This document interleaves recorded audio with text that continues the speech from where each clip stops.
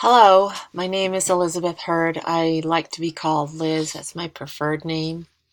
My degree for my master's is psychiatry, NP. I do currently live in Lovell, Maine. So working at Maine Medical Center, it takes me about an hour and a half drive to work and back again. I work full time overnights now, but we'll be going to days in January.